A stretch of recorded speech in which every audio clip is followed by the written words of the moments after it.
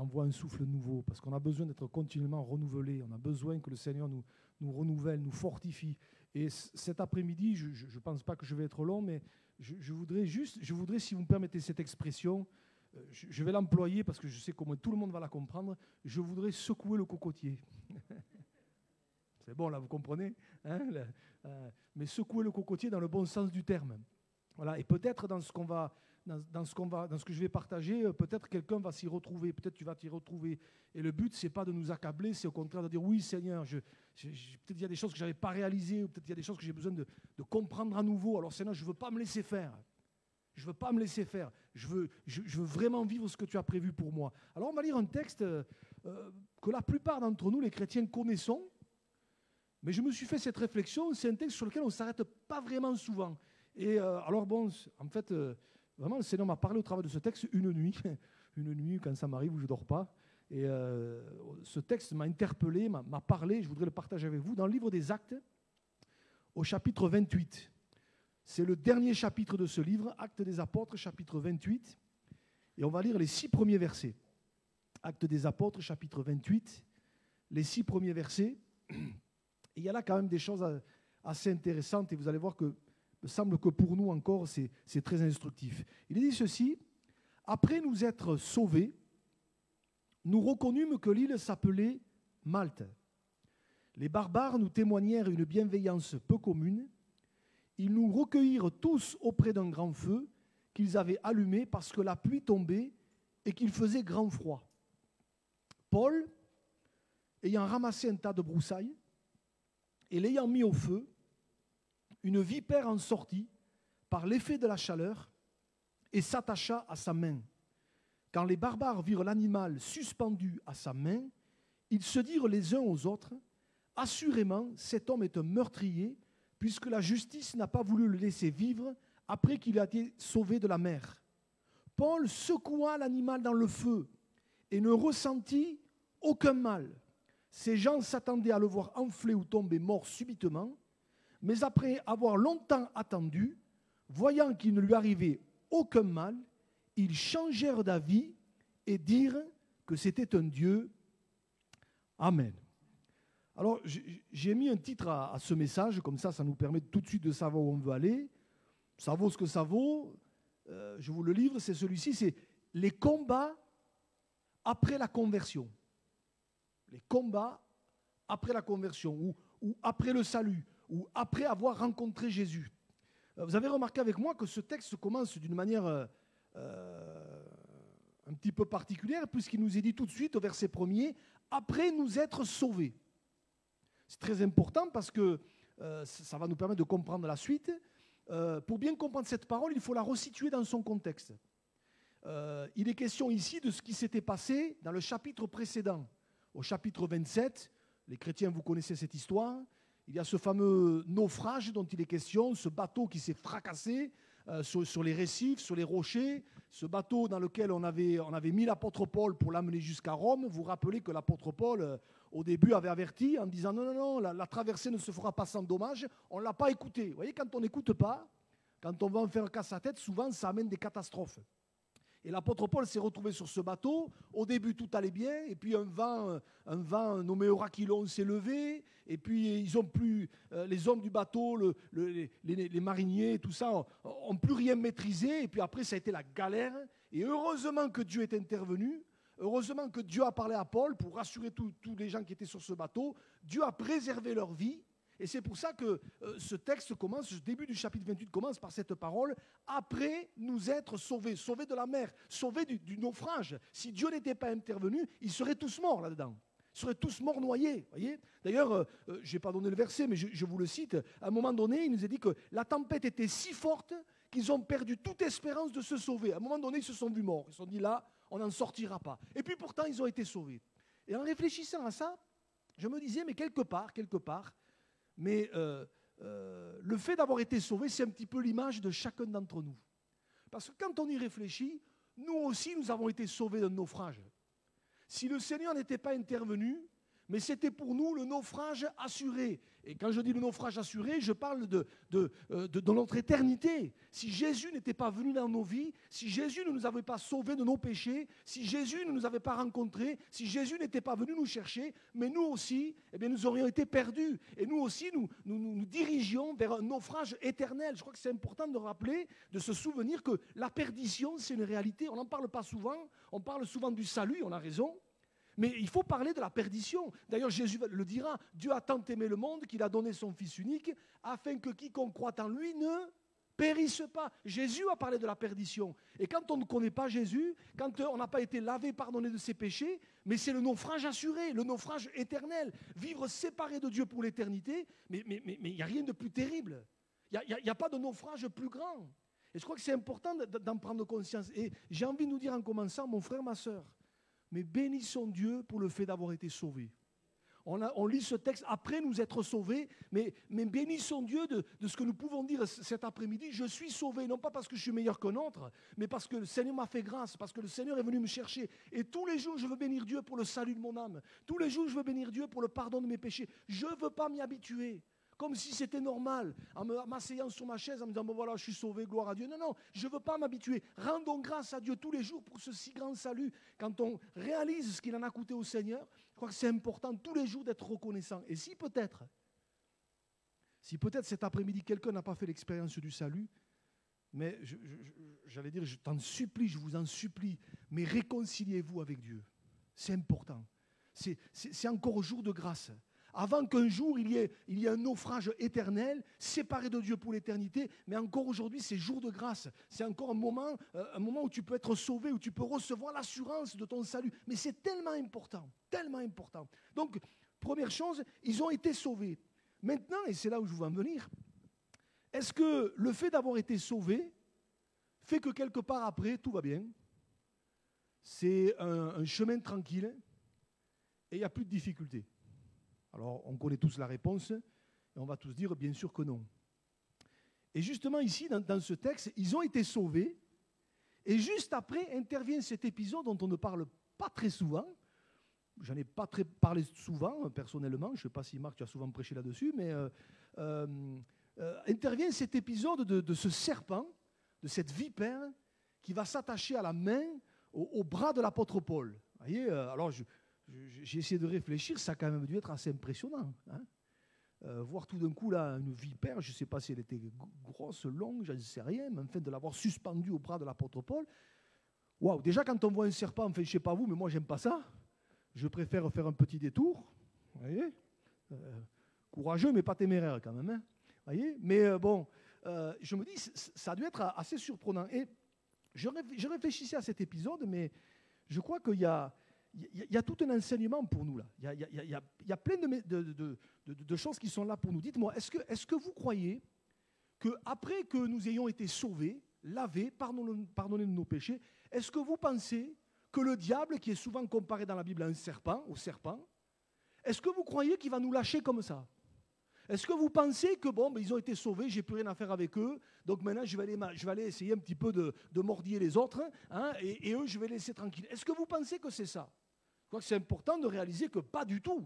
Ce n'est pas parce qu'on a été sauvé, ce n'est pas parce qu'on a été lavé, pardonné, ce n'est pas parce que notre nom est inscrit dans le livre de vie que le diable va nous lâcher comme ça. Moi, je ne suis pas quelqu'un qui voit le diable partout, mais enfin, il faut quand même prendre conscience de cette réalité. D'ailleurs, l'apôtre Pierre le dira, et vous connaissez ce passage, on va l'afficher, 1 Pierre chapitre 5, versets 8 et 9, il est dit « Soyez sobres, veillez, votre adversaire le diable rôde comme un lion rugissant, cherchant qui le dévorera. » Vous voyez, il est là, il est aux aguets, il est sur le qui-vive, un petit peu comme avec Jésus après les tentations, quand il nous a dit que le diable s'est éloigné de lui, jusqu'à un moment favorable. Et c'est ce que dit Pierre ici, il rôde, il est là, il attend le moment propice. Et derrière, il est dit, verset 9, il est dit ceci, hein, résistez-lui avec une foi ferme, sachant que les mêmes souffrances sont imposées à vos frères dans le monde. Vous voyez, on est tous logés à la même enseigne. Hein. Ce n'est pas parce qu'on a été sauvés que l'ennemi de notre âme, le serpent, va nous lâcher les baskets. Hein. Il va falloir qu'on soit constamment sur le qui-vive, par tous les moyens, et j'en arrive au texte, par tous les moyens, l'ennemi de notre âme va essayer de s'agripper, De la même façon que cette vipère a essayé de s'agripper, ce serpent a essayé de s'agripper à la main de l'apôtre Paul, mais par tous les moyens, le diable va essayer de s'agripper à nous. Pourquoi faire? Pour nous faire chuter, pour nous faire tomber, pour nous faire reculer, pour nous amener à revenir à peut-être ce que nous avons vomi, revenir à peut-être à ce qu'on avait délaissé le jour de notre conversion. Par tous les moyens, l'ennemi va essayer de s'agripper à nous, voyez, pour essayer de nous inoculer son venin comme tout à nouveau et nous faire passer à côté du plan de Dieu pour notre vie par tous les moyens. Voilà pourquoi, mon frère, ma soeur, mais si les uns et les autres, si tu mènes des combats peut-être contre le péché, peut-être, vous savez, la Bible parle du péché qui nous enveloppe si facilement. Vous trouvez ça dans Hébreux 12. Mais si on a des luttes et des combats contre le péché, si on a des luttes et des combats contre des mauvaises pensées, ça vous arrive ça? Il n'y a que moi ou... Des fois, vous avez des pensées, vous dites, mais qu'est-ce que ça fait là, ça? Vous n'avez pas cherché ça, vous n'avez pas réfléchi à ça, et tout d'un coup, vous avez l'impression que c'est comme parachuté dans votre esprit, vous voyez? Évidemment, c'est pas bien joli des fois, hein? Et des fois, vous dites, mais qu'est-ce que ça fait là? Je n'ai pas cherché à voir ça. Mais je crois que c'est important de prendre conscience que ce genre de choses-là, c'est quoi, si ce n'est ni plus ni moins que le serpent qui essaie de s'agripper, qui essaie de s'accrocher, vous voyez, de nous faire tomber. Si peut-être on a des combats contre des mauvaises habitudes qui sont les nôtres, ou peut-être qui essayent de revenir. Vous savez, des fois, quand on s'est donné au Seigneur, on avait des mauvaises habitudes. Et puis le Seigneur nous a touchés, nous a changés. Et puis ces habitudes sont tombées, vous voyez. Et puis tout d'un coup, hop, si on ne vieillit pas, mais ça revient, vous voyez. Si peut-être on a des combats vis-à-vis de la colère, de l'amertume, de la rancœur, vous voyez, tous ces mauvais sentiments. Si peut-être on a des combats contre des mauvais désirs, des choses dont on sait très bien que ce n'est pas bon. Mais je crois qu'il faut prendre conscience que tout ça, c'est quoi? Mais tout ça, ce n'est ni plus ni moins que le serpent, l'image de l'ennemi de notre âme, qui essaie, comme on le voit ici, qui essaie de s'agripper. Et qui essaie de s'agripper pourquoi? Pour nous faire tomber, pour nous faire perdre les bénéfices de tout ce que Dieu a mis dans notre vie, pour essayer quelque part de nous faire mourir, nous faire perdre la vie de Dieu. Je crois que c'est important de le réaliser. Vous avez remarqué que ici, il y a quelques petits détails dans ce texte qui sont donnés. C'est que cette vipère, elle est sortie à un moment bien précis. Il est dit, verset 3, elle est sortie par l'effet de la chaleur. Par l'effet de la chaleur. C'est très intéressant ce petit détail, parce que ça nous enseigne quelque chose d'important. Je crois une chose, c'est que si on est dans la tiédeur spirituelle, l'ennemi va nous laisser tranquilles. Ça lui va très bien. Si on est en train de dormir spirituellement parlant, croyez-moi, le diable va tout faire pour ne pas nous réveiller. Hein. Si on est en train de faire n'importe quoi, si on est en train de faire des choses que Dieu désapprouve, l'ennemi n'aura aucune raison de venir nous titiller, puisque de toute façon c'est bon, on est à sa merci. Mais par contre, je crois que plus on a soif du Seigneur, plus on s'approche de celui qui a dit « Je suis la lumière du monde ». Et vous savez, vous le savez comme moi, la lumière, elle a cette particularité qu'elle dégage de la chaleur. Hein? Mettez vos mains sous une lumière, sous un lampadaire, vous allez voir que vous allez sentir de la chaleur. Mais plus je vais m'approcher du Seigneur, plus je vais avoir soif des choses de Dieu, plus je vais avoir soif d'avancer dans les choses de Dieu, d'être rempli du Saint-Esprit, de rechercher la présence de Dieu, et plus l'ennemi va essayer de s'agripper, plus il va essayer de me faire tomber, plus il va essayer de me mettre par terre, plus je vais avoir ce désir de m'approcher du Seigneur, et plus il y aura des luttes et des combats. Et si peut-être quelque part on vit cela, si peut-être des fois, je ne sais pas si vous avez remarqué ça, des fois on prend des bonnes résolutions, alors on n'attend pas le 1er janvier pour le faire. On dit, mais je vais prendre un peu plus de temps avec le Seigneur, je vais prendre un peu plus de temps avec la parole, je vais rechercher la présence de Dieu, peut-être je vais essayer d'être, voyez, autant que faire se peut, d'être là dans le rassemblement du peuple de Dieu, etc., etc. Et on prend des bonnes résolutions, parce que dans notre cœur, on a soif du Seigneur, on veut plus, on veut goûter à plus. Et souvent, j'ai remarqué, quand on est dans cet état de cœur-là, cet état d'esprit-là, c'est là que il y a des combats, il y a des difficultés, c'est là qu'il y a des choses qui apparaissent, des combats qui apparaissent qui n'y étaient pas.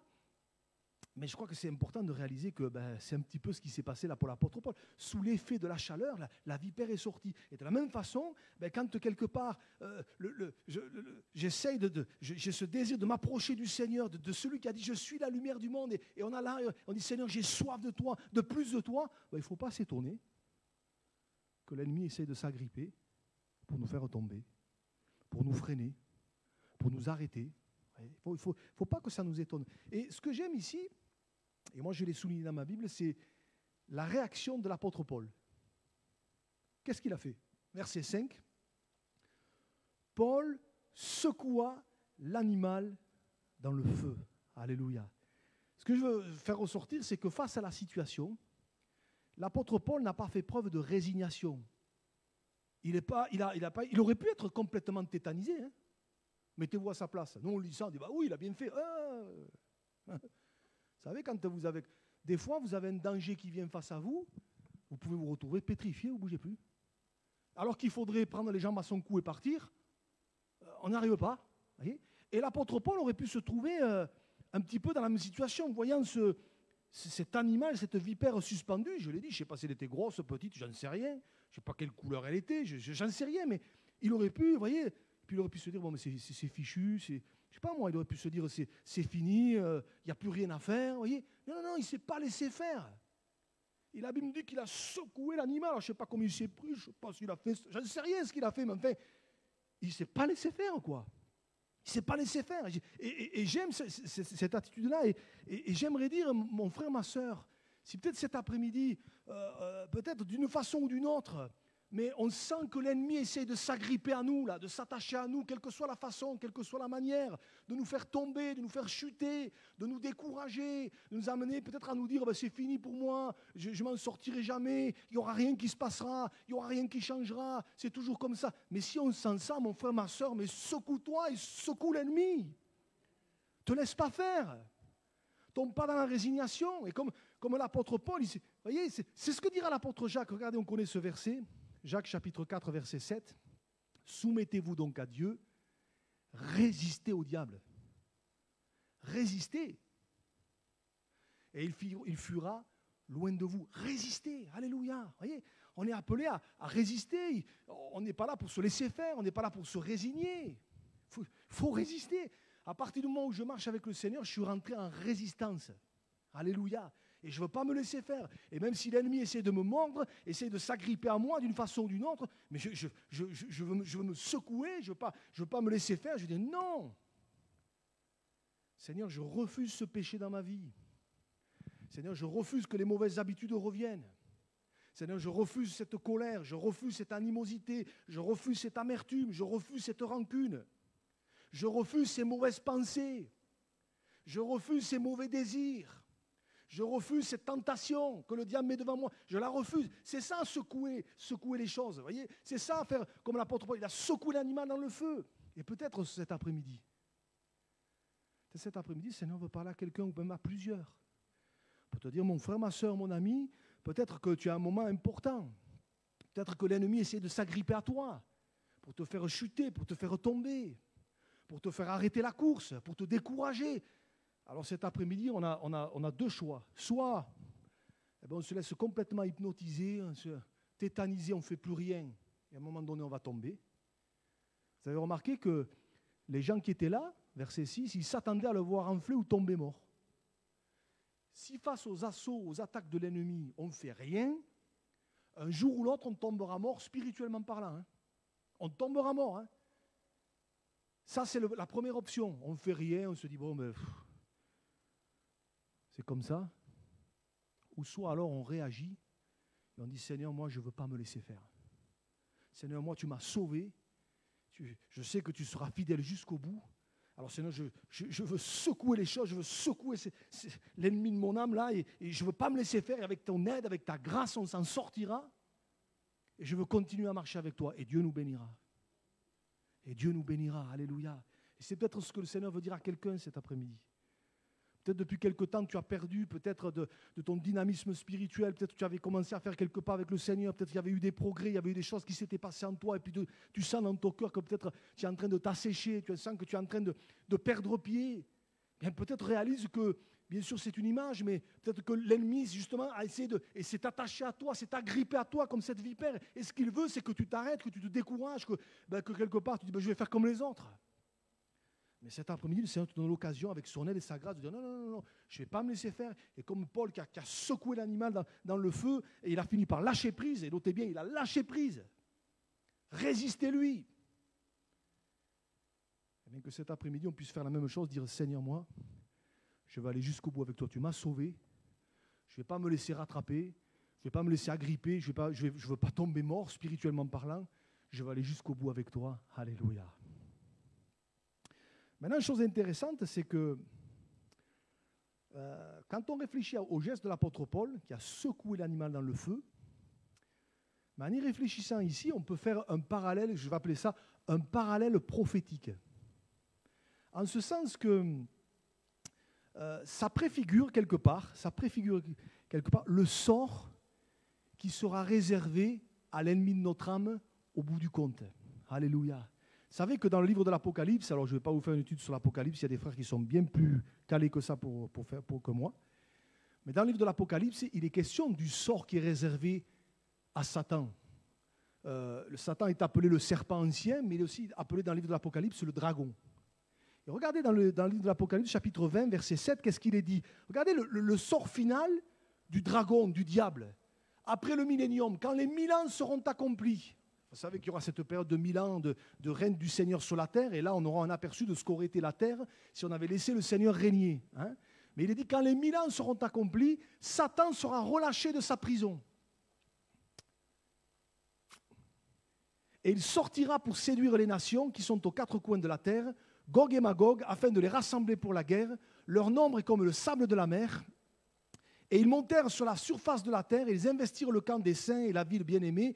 Mais un feu descendu du ciel et les dévora. Et regardez le verset 10. Et le diable qui les séduisait fut jeté dans les temps de feu et de soufre où sont la bête et le faux prophète. Et ils seront tourmentés jour et nuit au siècle des siècles. Le diable sera jeté dans les ténèbres éternelles, dans le feu éternel. Et moi je dis Alléluia. Amen, il sera vaincu définitivement, il ne séduira plus personne, ça sera terminé. Et je crois quelque part qu'au travers du geste de Paul qui a secoué l'animal dans le feu, mais il y a une image prophétique de ce qui va arriver à Satan, et il le sait. Figurez-vous que l'ennemi de notre âme, il sait très bien comment ça va finir pour lui. Il sera jeté, comme c'est dit ici, ils seront tourmentés jour et nuit au siècle des siècles, il sera jeté dans les temps de feu et de soufre. Alléluia, moi je bénis Dieu pour ça. Voyez, mais c'est pour ça que le diable essaie de s'agripper à nous, essaie de nous faire tomber avec lui. Ce qu'il veut, c'est nous faire tomber avec lui. Il veut nous entraîner avec lui.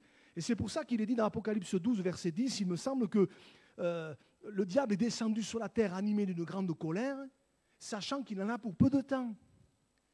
Et lui, ce qu'il veut, c'est essayer de s'agripper à nous pour nous entraîner avec lui, parce qu'il sait que lui, c'est là où il va terminer. C'est là où il va finir, dans les temps de feu et de soufre. Et moi, je dis gloire à Dieu. Gloire à Dieu. Voyez, c'est pour ça que quelque part, en attendant que sa fin arrive, comme c'est décrit ici, mais mon frère, ma soeur, il faut qu'on veille, il faut qu'on soit sur nos gardes, hein, parce que le serpent, il va essayer de s'attacher à nous, hein, il va essayer de faire ce qu'il a fait avec l'apôtre Paul, il a essayé de le faire mourir, et bien de la même façon, il veut essayer de nous faire tomber sur le plan spirituel. Et c'est pour ça qu'il faut qu'on veille, c'est pour ça qu'il faut qu'on fasse attention. J'ai envie de dire, je vais prendre cette image, c'est ce que malheureusement n'a pas su faire Caïn. Vous vous rappelez qu'à Caïn, Dieu va lui donner ce conseil, le péché se couche à ta porte. Et ses désirs se portent vers toi. Mais toi, domine sur lui. C'est dit avec d'autres mots, mais c'est un petit peu ça. Hein. Le péché se couche à ta porte, le serpent va essayer de s'agripper à toi. Et malheureusement, on sait que Caïn, il n'a pas pris garde à ça. Il n'a pas eu la bonne attitude, le bon comportement. On sait ce qui s'est passé. Et la fin de Caïn, elle est terrible. Hein. Regardez, je prends juste le verset qui m'intéresse, Genèse 4, verset 16. Il est dit ceci. Puis Caïn s'éloigna de la face de l'Éternel et habita dans la terre de Nod, à l'orient d'Éden. C'est bien ça. Caïn s'éloigna de la face de l'Éternel. Vous savez, quand l'ennemi nous agrippe, d'une façon ou d'une autre, hein, quelle qu'en soit la forme ou la manière, mais si on ne réagit pas, si à la manière de Caïn, eh bien, on laisse nos mauvais désirs, on laisse le péché, on laisse les mauvais sentiments prendre le dessus sur nous, mais on finira par s'éloigner du Seigneur. Et malheureusement, et loin de moi la pensée de mépriser qui que ce soit, parce que la Bible dit que celui qui croit être debout prenne garde de tomber. Combien d'hommes, de femmes, de bien-aimés se sont un jour engagés avec le Seigneur, et puis un jour se sont éloignés de la face de l'Éternel. C'est terrible ça. Et si on ne veille pas, ça peut nous arriver. Hein. Si on ne se secoue pas, si quelque part on n'est pas vigilant, déterminé, mais ce qui est arrivé à Caïn, c'est ce qui peut nous arriver aussi. Et vous savez que la Bible dit, je relisais avant de venir, je relisais ce passage-là, il est dit, c'est l'apôtre Pierre qui le dit dans sa 2e épître, quand on a connu la grâce du Seigneur et qu'on se retire, on devient pire qu'avant. On retourne à ce qu'on a vomi, comme la truie qui retourne se vautrer dans la boue, mais notre condition devient pire qu'avant. Relire ça, c'est 2 Pierre, chapitre 2, versets 20 à 22. C'est terrible, vous voyez. Et des fois, et malheureusement, parfois c'est arrivé, peut-être on en connaît, des gens qui ont connu la grâce de Dieu, qui se sont donnés au Seigneur, qui sont passés par les eaux du baptême, on s'est réjoui avec eux, et quelques années plus tard, vous les revoyez, vous les retrouvez, ils vont dire non, c'est terminé. Et quand vous les revoyez, ils sont même pires qu'avant. C'est incroyable, vous voyez. Ils sont devenus pires qu'avant. Pour ça, quelque part, on a besoin de veiller. On a besoin, comme l'apôtre Paul, si on sent que d'une façon ou d'une autre, l'ennemi vient, la tentation, quel que soit le domaine, vient, si on sent que le péché se couche à notre porte, et peut-être c'est le cas de quelqu'un ce soir, si tu sens que le péché se couche à ta porte, quelle qu'en soit la forme ou la manière, mais mon frère, ma soeur, réagis, quoi. Le but, ce n'est pas de nous accabler ce soir, ce n'est pas de nous mettre un coup de bâton, mais c'est de dire, mais Seigneur, je ne veux pas me laisser faire. Parce que quand même, tu m'as sauvé.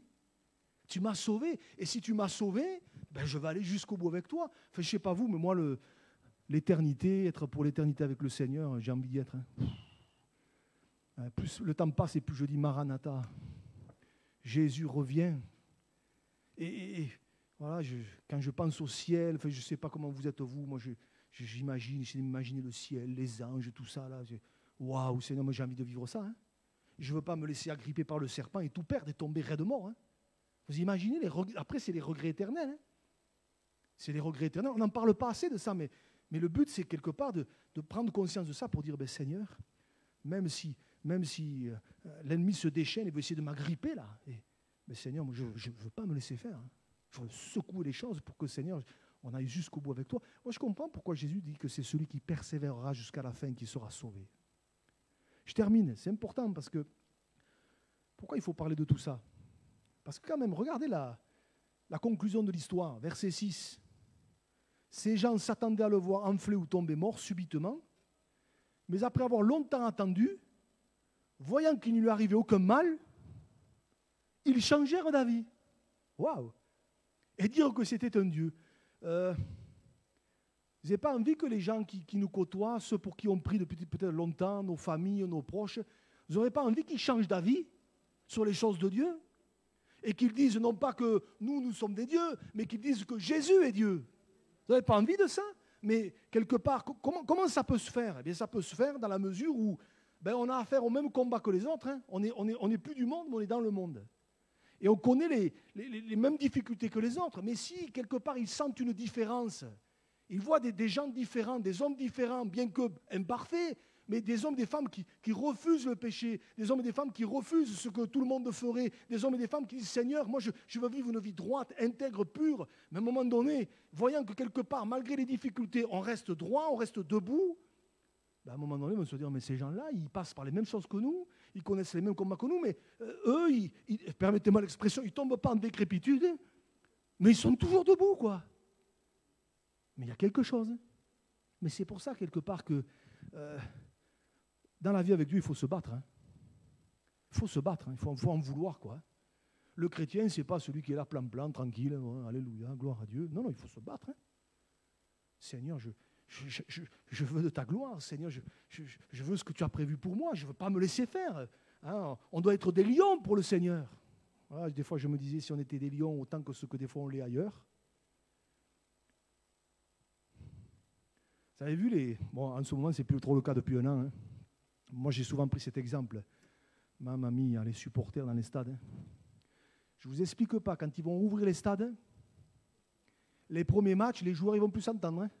Ça va tellement hurler, crier. Oh, Mais je me dis, mais quand je vois les gens pour un match de foot et tout ce que vous voulez, ou autre chose, comme ils y vont, et allez, ils sortent, ils n'ont plus de voix, mais c'est pas grave. Et je me dis, et nous, des fois, on est là, mais il faut en vouloir, quoi. Et moi, j'aime l'apôtre Paul, il a été sauvé de la mer, et peut-être il était fatigué, il était peut-être, je ne sais pas, dans un sale état, mais quand le serpent s'est attaché à lui, il a secoué. Et je me dis, mais Seigneur, mais c'est ça qu'on veut, c'est une vie comme ça qu'on veut. Seigneur, on veut se secouer parce qu'au bout du compte, il y a un enjeu éternel. C'est le nôtre, mais aussi ceux et celles qui nous entourent. Et il faut qu'ils voient une différence.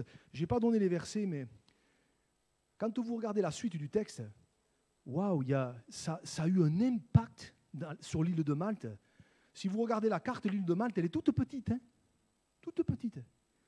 Et je n'ai pas donné la suite, mais ils changèrent d'avis, dire que c'était un dieu. Verset 7, je vous lis la suite. Il y avait dans les environs des terres appartenant au principal personnage de l'île, nommé Publius, qui nous reçut et nous logea pendant 3 jours de la manière la plus amicale. Le père de Publius était alors au lit, malade de la fièvre et de la dysenterie. Paul s'étant rendu vers lui, pria, lui imposa les mains et le guérit. Regardez, verset 9. Là-dessus vinrent les autres malades de l'île et ils furent guéris. Et verset 10. On nous rendit de grand honneur et à notre départ, on nous fournit les choses dont nous avions besoin. À mon avis, ils n'ont jamais dû oublier sur l'île de Malte le passage de l'apôtre Paul et du message qu'il véhiculait. Pourquoi ? Parce qu'à un moment donné, ils ont vu cette scène-là, certains ont vu, et peut-être ça a dû se répandre après, peut-être ça a dû se raconter, wow, il avait une serpent là, et puis il a secoué, il ne lui est rien arrivé. Et dans cette île, suite à ça, l'évangile s'est répandu comme une traînée de poudre, ça a eu un impact incroyable, voyez. Et je crois de la même façon que il faut qu'on soit des hommes et des femmes comme l'apôtre Paul qui dit, je ne me laisserai pas faire, je ne me laisserai pas faire, je vais aller jusqu'au bout, parce que ce qu'on veut, c'est que ça ait un impact, et qu'au travers de nous, c'est Dieu qui le fera, parce que nous on n'est pas meilleurs que les autres, mais qu'au travers de nous, le Seigneur se manifeste. Et ma prière, c'est que vraiment on puisse se dire, Seigneur, c'est vrai, on a tous nos combats, on a tous nos difficultés. Il y a des domaines où on n'a pas de problème. Il y en a d'autres, peut-être on en a un peu plus. Il faut qu'on veille, il faut qu'on fasse attention. Le diable est comme un lion rougissant. Il faut qu'on réalise que l'ennemi va essayer de s'agripper. Mais Seigneur, prenant conscience de ces choses, je ne veux pas me laisser faire. Mais j'ai besoin que tu me renouvelles. Alléluia. Et je voudrais que peut-être en terminant, on puisse reprendre ce chant, mon Dieu d'amour. Me voici devant toi. J'ai besoin que tu me renouvelles. Je ne sais pas si peut-être ce message, cette simple pensée, peut-être a parlé à ton cœur, peut-être a parlé à un cœur, mais si peut-être oui, le péché se couche à ta porte, si peut-être tu as un coup de mou spirituel, si peut-être tu passes par un moment difficile, si peut-être il y a une tentation dans un domaine, dans un autre, là, et peut-être tu es enclin à ouvrir la porte, si peut-être tu sens que c'est comme si le serpent essaie de s'attacher à toi, peut-être que cet après-midi soit l'occasion de dire, Seigneur, secours-moi, j'ai besoin de ton esprit qui me visite, qui me renouvelle. J'ai besoin que tu passes en moi, que vraiment tu me visites, Seigneur, parce que je ne veux pas me laisser faire. Et peut-être ce soir, là, d'une manière bien sûr toute spirituelle, mais Seigneur, je veux secouer les choses pour que, Seigneur, vraiment, tu puisses faire ton œuvre en moi. Alléluia. Moi, peut-être tu peux commencer à jouer. On va prier le Seigneur, demander son aide, son secours. On est tous dans le même bateau. Hein. On est tous pareils, on est tous charnels, on a tous nos difficultés, nos combats, nos luttes, notre chair. Tant qu'on sera dans la chair, ça sera comme ça. Mais on ne veut pas se laisser faire. On ne veut pas se laisser faire. Et peut-être cet après-midi, dire, Seigneur, avec ton aide et ta grâce, je ne veux pas me laisser faire. Ou je ne veux plus me laisser faire. Je veux résister. Avec ton aide et ta grâce. Avec ton aide et ta grâce. Seigneur, cet après-midi, je réalise, Seigneur, que tout seul, on ne peut pas. Comme le disait l'apôtre Paul, on ne fait pas le bien qu'on voudrait, on fait le mal qu'on ne voudrait pas. Et des fois, après, on est tout confus, on n'est pas bien, Seigneur. Je te prie vraiment, Seigneur, les uns les autres, dans nos situations, dans nos circonstances, de nous secourir. Et si peut-être l'ennemi, c'est comme agrippé à nous pour nous faire tomber, Seigneur. Nous sommes là devant toi pour te dire, avec ta grâce, Seigneur, avec ton aide, ton secours, nous résisterons, Seigneur. Seigneur, visite chacun, étends tes mains, Seigneur. Étends tes mains. Si peut-être quelqu'un est en train de s'éteindre spirituellement parlant, Seigneur, par ton esprit, visite-le cet après-midi. Et qu'au nom de Jésus, Seigneur, des forces nouvelles soient communiquées à chacun. Viens Seigneur. Viens Seigneur. Alléluia. Peut-être avant de prendre ce chant, et je te laisserai partir Marie. Peut-être, je ne sais pas, peut-être faire un simple appel cet après-midi. Voilà, devant Dieu, c'est pas devant moi. Peut-être, si tu as besoin de la prière, mon frère, ma soeur, peut-être mon ami, si tu as besoin que le Seigneur t'aide, te secoure, peut-être tu sens que oui, effectivement, c'est dur en ce moment, c'est compliqué. Tu as besoin du secours du Seigneur parce que peut-être le découragement te gagne, peut-être l'abattement, peut-être le laxisme, je ne sais pas. Mais lève-toi, on va prier. On demande au Seigneur sa grâce. On demande au Seigneur de te renouveler, te fortifier. Alléluia. Se lever, c'est comme dire, Seigneur, je secoue le cocotier dans ma vie. Je secoue le cocotier. Je ne veux pas me laisser faire. Je ne veux pas me laisser faire. Ou je ne veux plus me laisser faire. Je ne veux pas tomber, Seigneur. Mais je veux aller jusqu'au bout avec toi. Et je suis le premier debout, moi. Je suis le premier debout. Alléluia. Seigneur, cet après-midi, on est devant toi bien petit, Seigneur, parce que par nous-mêmes, on ne peut pas tenir debout. Je te prie pour mes frères et mes sœurs qui sont debout. Tu vois, Seigneur, c'est autant de cas différents, de situations différentes, de contextes différents. Mais toi, tu sais tout, Seigneur. Et je te prie, Seigneur, les uns et les autres, Seigneur, de visiter les cœurs, de nous aider et de venir, Seigneur, mettre comme un souffle nouveau, Seigneur, un renouvellement du Saint-Esprit. Seigneur, nous refusons, Seigneur, de nous laisser décourager, de tomber dans genre, Seigneur, de défaitisme, en disant, mais c'est comme ça. Non, Seigneur, on veut marcher avec toi de tout notre cœur. On veut honorer Dieu, on veut marcher dans la crainte de Dieu. On veut marcher, Seigneur, dans la vérité, comme ça nous a été rappelé tout à l'heure. On veut marcher pour Jésus, celui qui nous a sauvés. Alors Seigneur, bénis mes frères et sœurs. Tu connais peut-être les fragilités, les faiblesses, tu connais peut-être les travers, Seigneur. Mais cet après-midi, tu es là vraiment pour faire grâce. Et au nom de Jésus, Seigneur, visite chacun. Viens par ton esprit, Seigneur. Viens par ton esprit et renouvelle chacun. Alléluia. Amen. Chantons-le ensemble. Faisons monter cette prière devant Dieu. Oh, de tout notre cœur. Viens, Seigneur. Viens, Seigneur. Viens, Seigneur. Ah, Seigneur, on veut résister.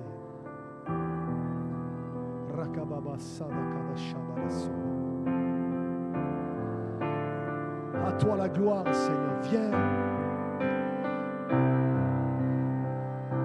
À toi la gloire.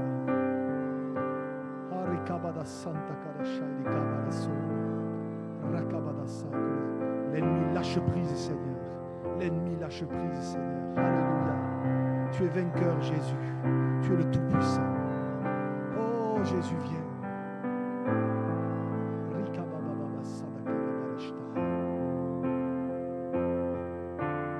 Alléluia. On reprend une dernière fois.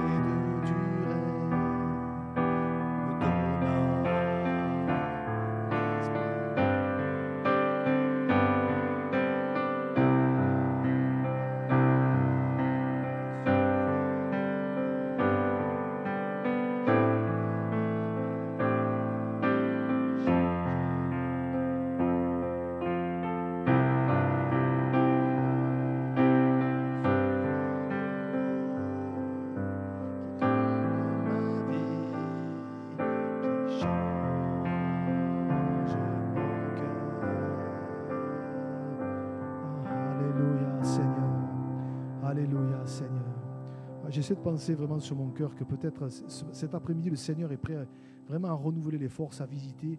Mais peut-être il y a quelques-uns qui ont peut-être besoin de repentance. Dans un domaine, dans un autre, il y a besoin de se repentir.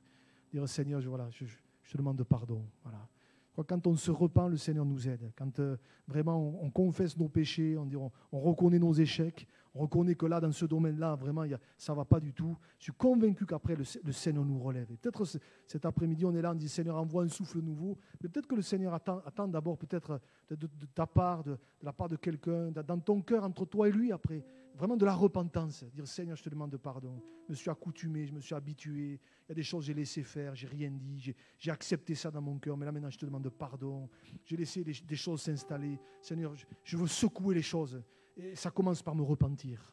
Alors fais-le cet après-midi. Fais-le devant Dieu, entre toi et lui. Et Seigneur qui entend la prière, même si elle n'est pas audible, Seigneur va venir te visiter. Alléluia. Te communiquer des forces nouvelles. Alléluia, Jésus.